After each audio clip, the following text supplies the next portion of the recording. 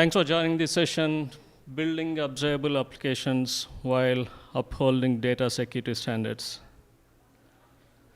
I think you guys might have overload of OpenTelemetry today.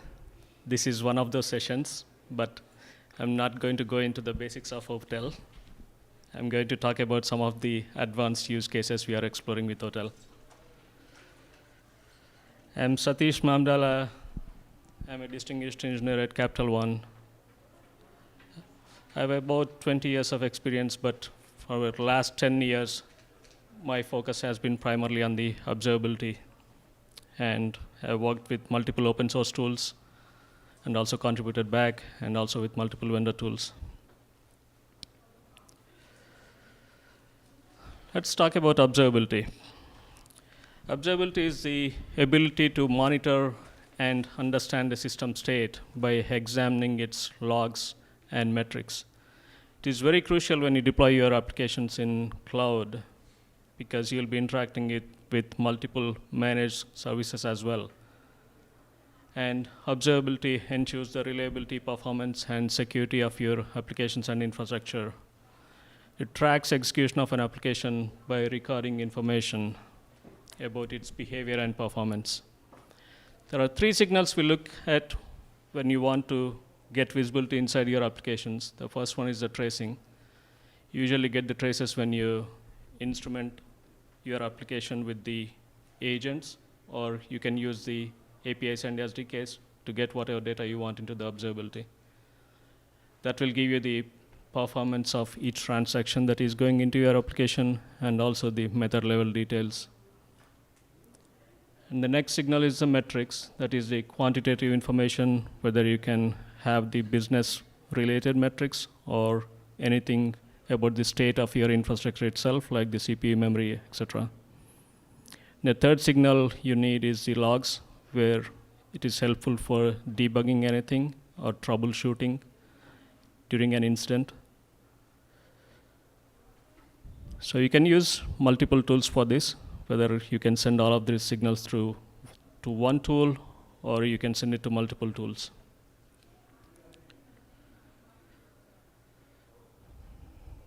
So what level of observability do we need? It really depends on your application, how crucial your application is, and how performant your application should be.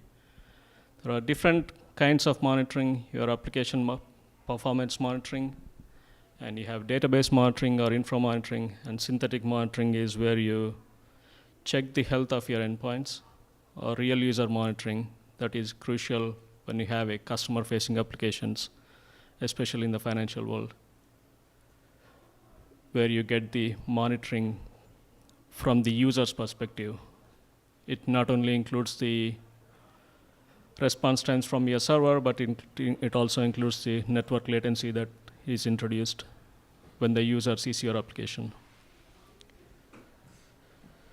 And how much data elements you need for the observability? It really depends on your application again. And the more data elements you add to get the observability data, that means you are introducing some compute.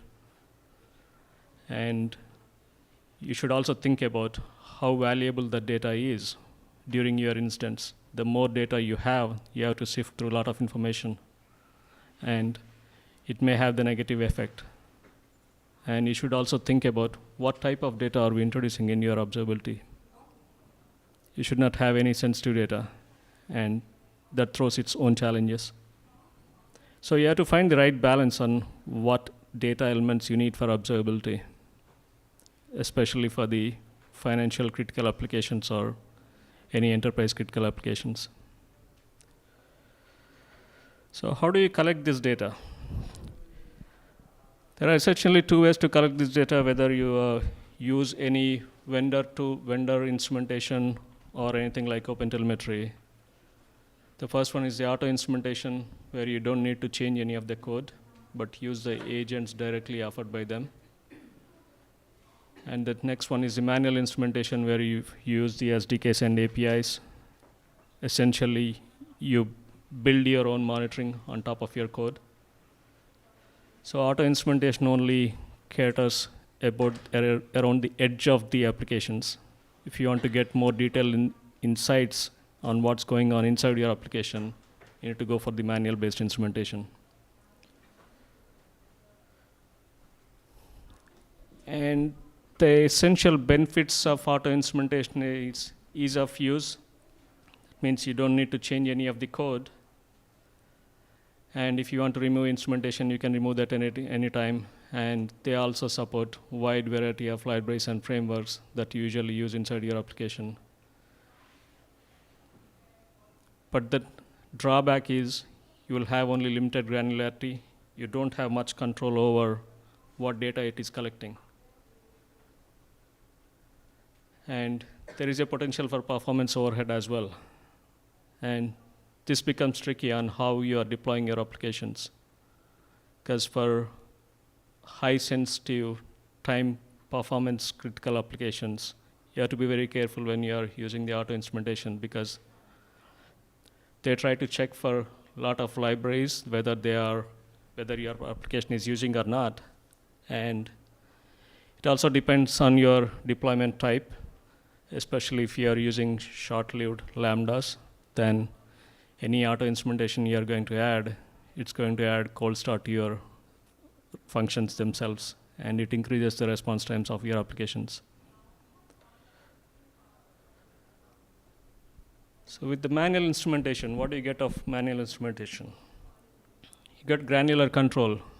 That means it totally depends on you, what you want to collect and what observability elements do you need.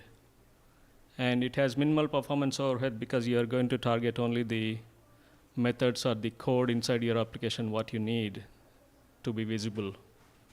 And it also adds a lot of flexibility. You can change your code anytime. And if you are using any custom frameworks or libraries inside your application, then you can create manual instrumentation for that. And your auto instrumentation agents don't target any of your custom frameworks. But the drawbacks with that is you are adding your instrumentation code inside your application that adds the development time and also the maintenance. And it is prone to risk of errors, and you may have unwanted data in monitoring, especially for the financial applications. You should not have any sensitive data in the monitoring.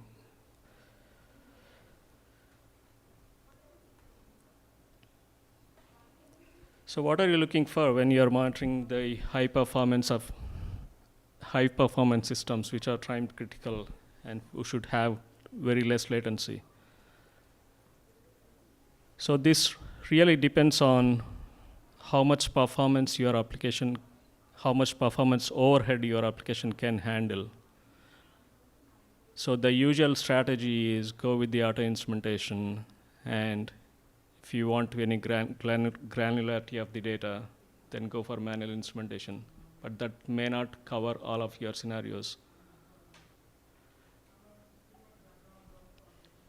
And it also depends on how much data you want in the observability, whether you want to use sampling or not. So there are a lot of things that you need to check when you are adding instrumentation for high performance systems. It depends on, like I said earlier, for lambdas, it's going to introduce cold start times. And also, in most of the cases, if there is any back pressure when you are sending this data to the destination, that back pressure might apply to your application also, which increases the response time. So you have to be very careful when you are instrumenting your high performance applications or critical applications.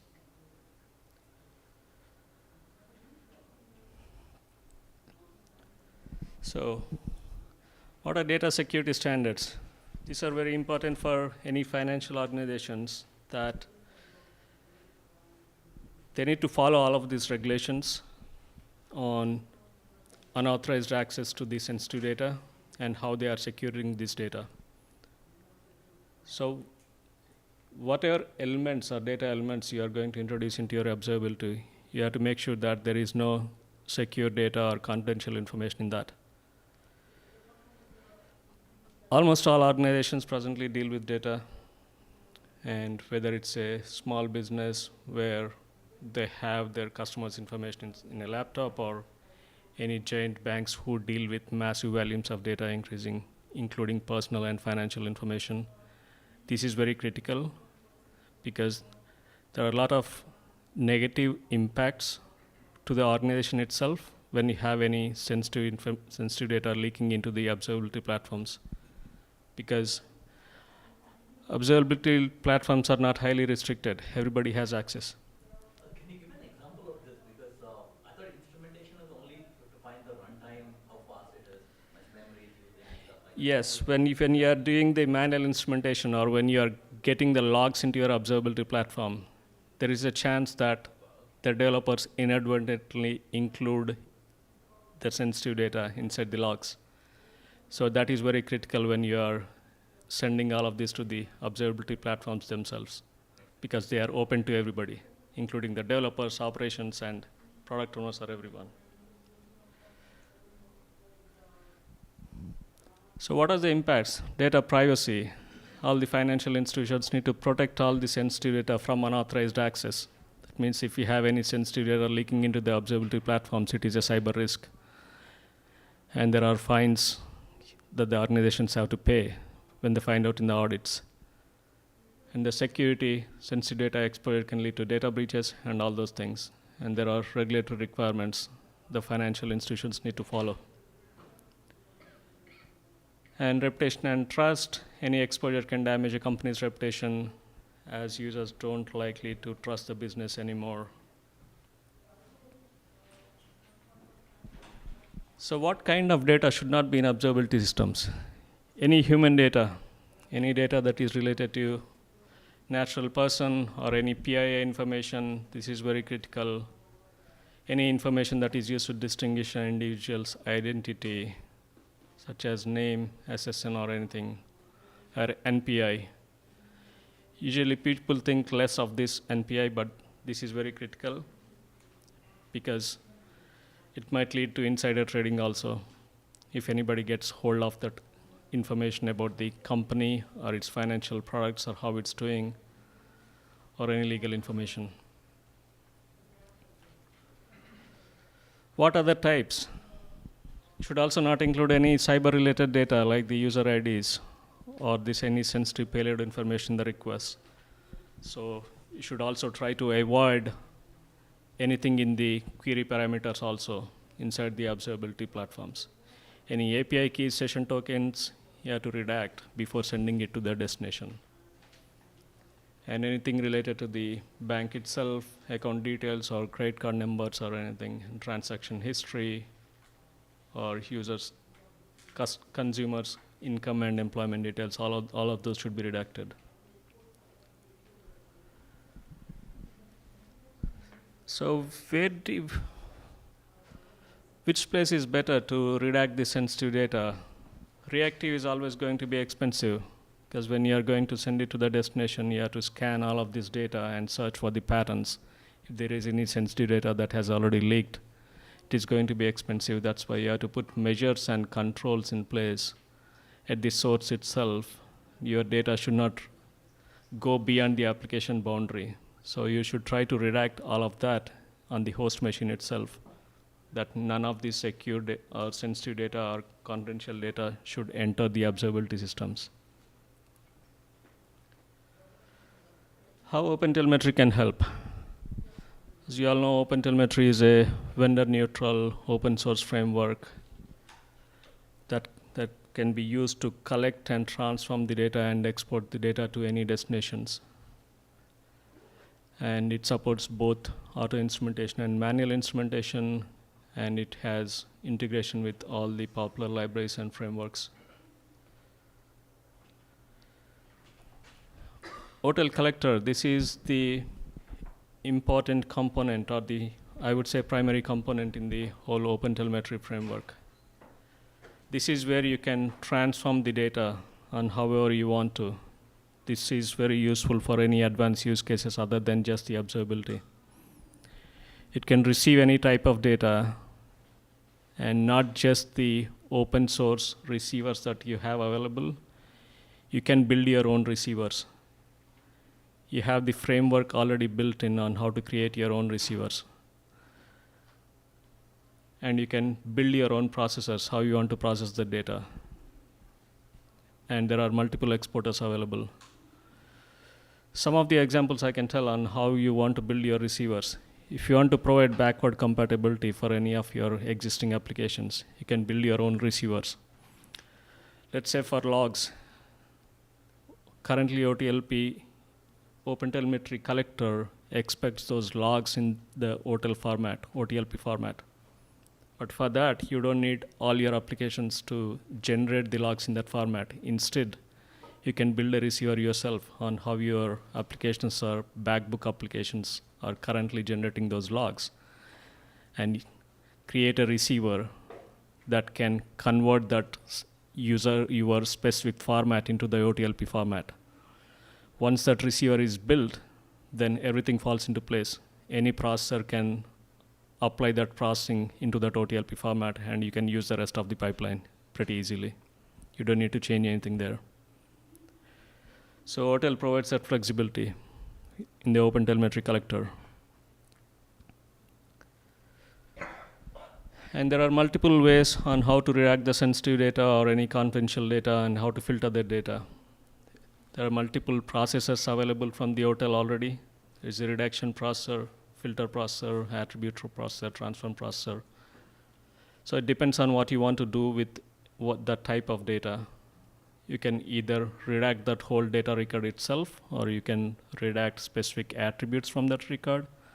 Or if you want to mask some of the data, you can mask the data also.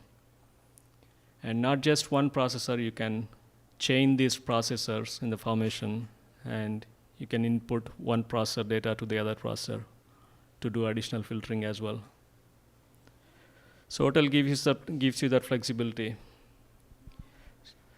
So you can configure these processors however you want based on your use cases, and you can add the required configuration and rules that are required just for you.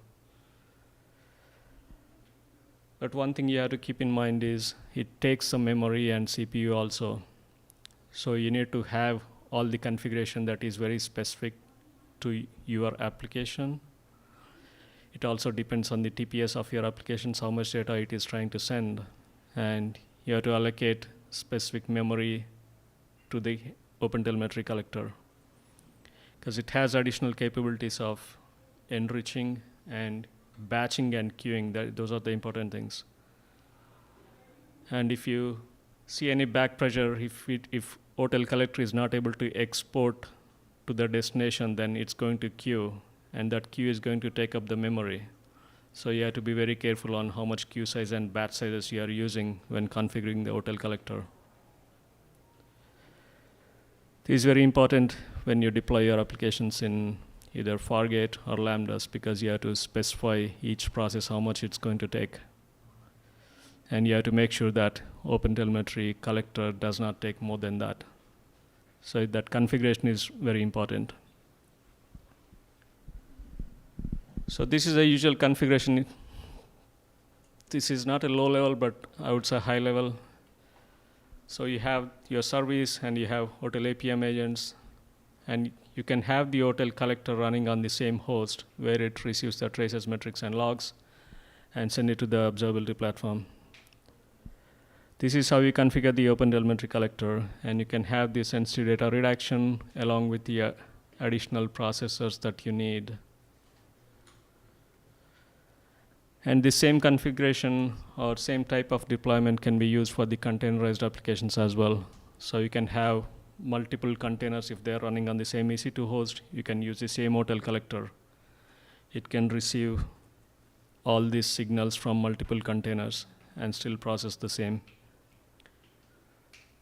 Again, you have to be cautious on how much memory it's going to use and configure it accordingly.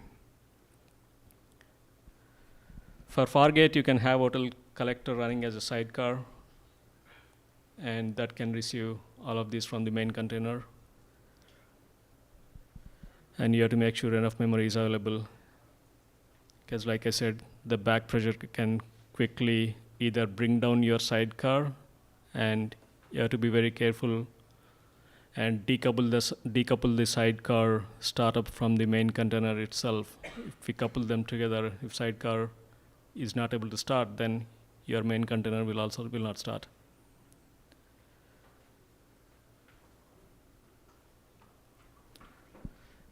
And lambdas is pretty interesting because they are very short-lived, and it still uses the same runtime. You can have hotel collector layer that does all this batching and queuing, but it's using the same runtime, and because the calls from your actual Lambda function to hotel collector layer is a synchronous call. That means your Lambda is going to wait for the response from the hotel collector. So it's going to increase your response time of your Lambda itself.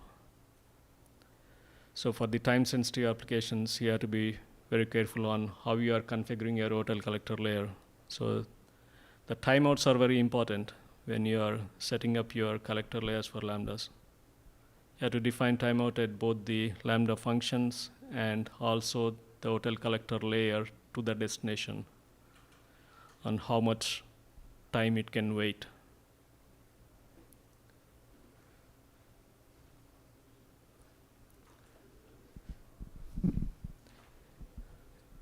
Usually if you are deploying hotel for a lot of your applications or around the entire organization, then this is a suggested approach where you have the OpenTelemetry collector deployed as a gateway along with as a collector agent that does all of this on the host machines. But all of this data is being sent to a gateway which provides an abstraction from the vendors themselves. In the future, if you are going to send your data to a different observability platform, then the teams don't need to change anything on their side. But that configuration will go into the OpenTelemetry collector gateway. So that provides the full abstraction from the collection and the export itself. And as you can see, you have OpenTelemetry collectors running on the hosts as well. And you have the data coming from multiple sources. The binary that you use for the OpenTelemetry collector running as an agent versus as the gateway, they are the same, except only the configurations will be different, how you configure, how much traffic it can receive, and what processing you can add on the gateway. But you have to make sure that it is not a single point of failure when you are sending the data. That is one drawback.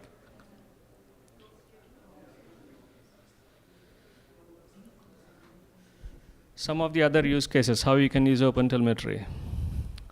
This is especially for logs and metrics. If you want to filter your data, if you have anything sensitive data coming in through your logs or the metrics, you can filter that data and send it to a different platform itself.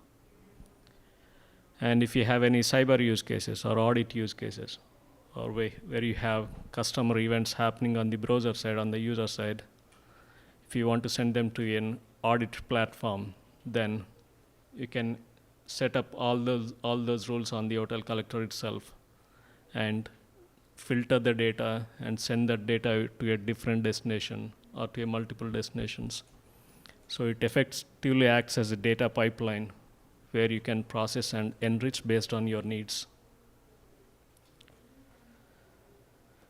So these are still all the exploratory use cases for the hotel,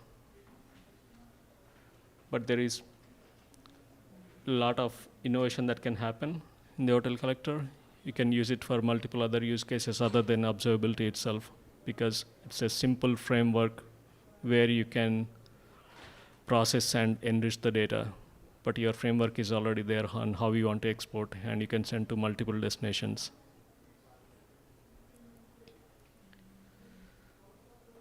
Right, the OpenTelemetry simplifies and standardizes telemetry workflows, and it is an open source, and anybody can contribute. And it can be extended to multiple other use cases like the cybersecurity and auditing.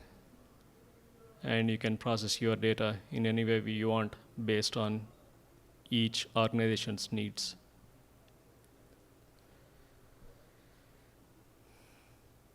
Right, that's my time. Thank you so much. Any questions?